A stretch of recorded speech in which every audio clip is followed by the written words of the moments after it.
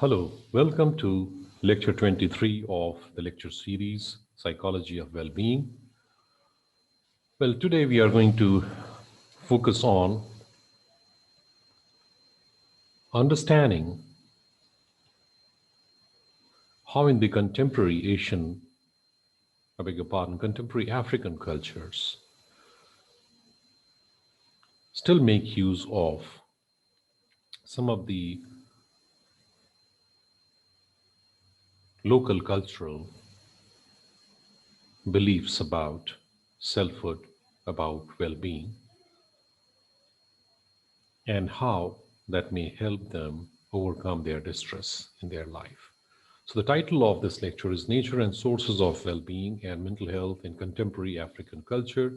And we are going to look at how African Americans of African origin living in Georgia still make use of much of the understanding which have been traditional, spiritual in nature to try and address their distress or their problems in life. More technically, we are going to make use of a study conducted in the recent past among the African Americans living in the state of Georgia, United States. And it is in continuation with, again, the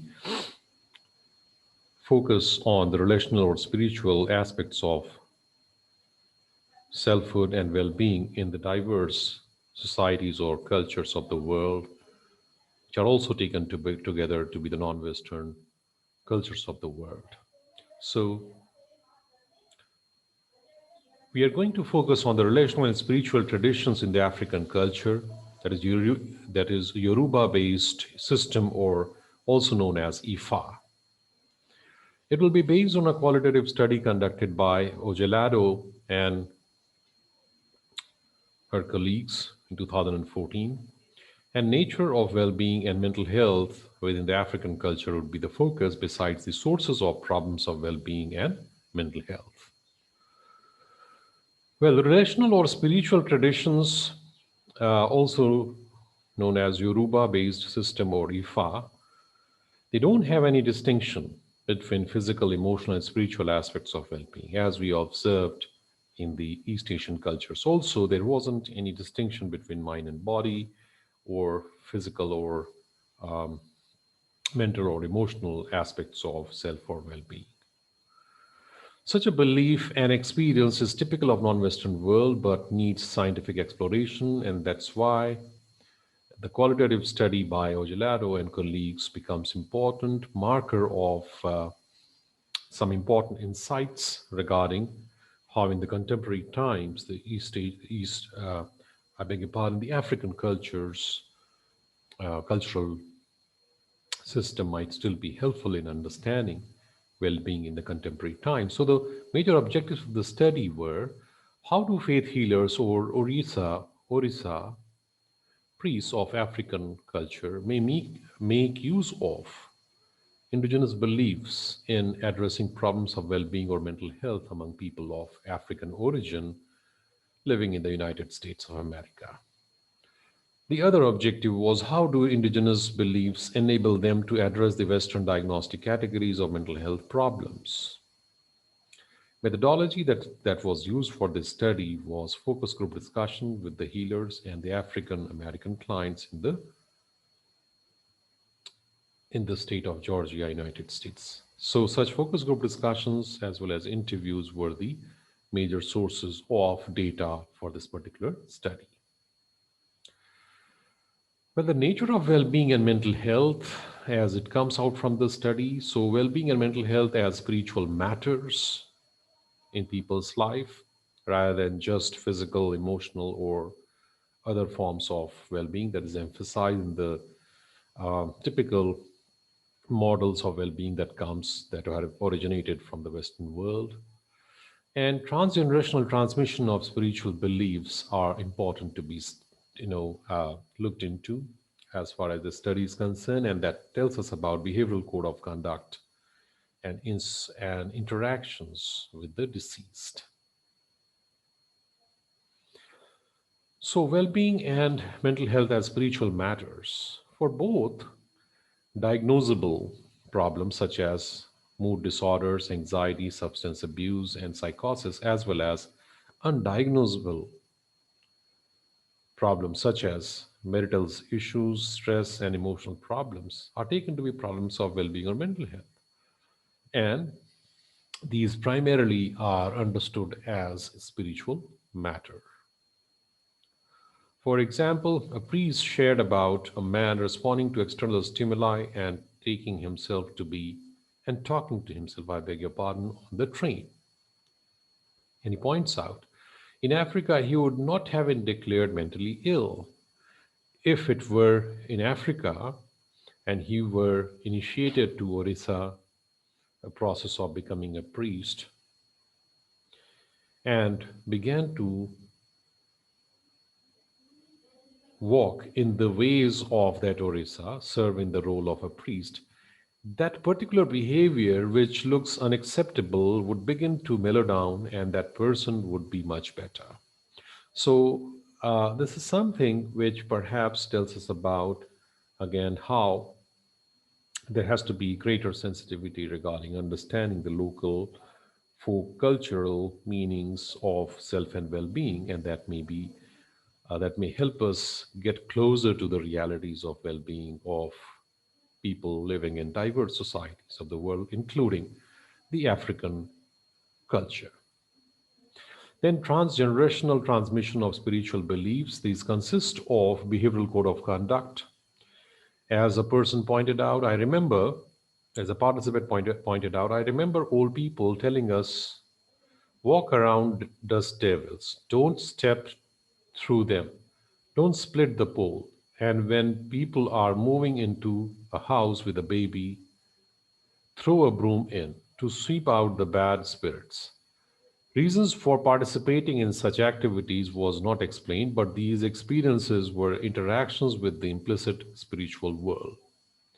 Now, again, that's something that is transmission of spiritual beliefs towards the subsequent generations through behavioral code of conduct. Then interaction with the deceased, as several of the participants pointed out, it is with the help of it, or it is through seeking, I beg your pardon, seeing and speaking with the deceased in a spiritual experience, is taken to be in a spiritual experience. These interactions are taken to be normal. It is not acceptable to ask clarifying questions regarding these experiences. These are other ways in which interactions with the deceased and the behavioral code of conduct help uh, understand issues of well-being as spiritual matters and how it is achieved through transgenerational transmission of such beliefs. Well, what are the sources of problems of well-being and mental health among people belonging to African tradition? Well, the first one is taken to be Western socialization. Then spiritual forces is another one. So, Western socialization tells us about adopting an identity not conducive to African cultural identity. That is something that is experienced by the participants. As one of them mentioned, a lot of the mental health problems we encounter is because we are still dealing with our own Western socialization. So until we can free ourselves and free our minds, become less westernized, we will still be experiencing mental illness. Then spiritual forces, again, these are a source of problems of well-being or mental health, um, and these are taken to be in the forms of negative interactions with others, individual behavior, ancestral veneration. So, how does negative interaction with others in some ways could be a source of problem of well-being? It was also part of participant experiences that one's mental well-being could be adversely impacted by harmful spiritual forces triggered by other individuals. For example, respondents stated that engaging in negative behaviors towards someone, that is displaying negative affect, gossip, unreciprocated talk taking, or wishing harm towards someone can trigger harmful spiritual forces that impact the recipient's mental health. So, negative interactions with others. Then, individual behavior. It was also noted in the study that 16 respondents discussed ways that individuals can engage in behaviors that adversely impact their own mental well being. For example, failure to maintain a positive spiritual regime, ignore spiritual guidance, or unaddressed spiritual matters. Then, ancestral veneration or acknowledging or respecting the ancestral images or ancestral values or symbols. A participant mentioned, for example, that her father's problems of mental well being were caused by his failure to respect his deceased mother. So she said, my father was like, oh, please help me. I had an uneasy relationship with my mother before, but now that she's passed away, it is worse. And he was like, I don't know what to do. And I said, I can probably help with that. Well, we have come to an end of this lecture that was focused on understanding the contemporary ways of looking at African culture, its religious spiritual traditions, and how that helps understand the nature as well as sources of well being among the people from African origin living in the United States of America, in the Georgia state. And we could actually see that how such traditions are still alive in the contemporary times in helping people address, understand, and potentially address their problems or the issues of well being or mental health. Thank you very much.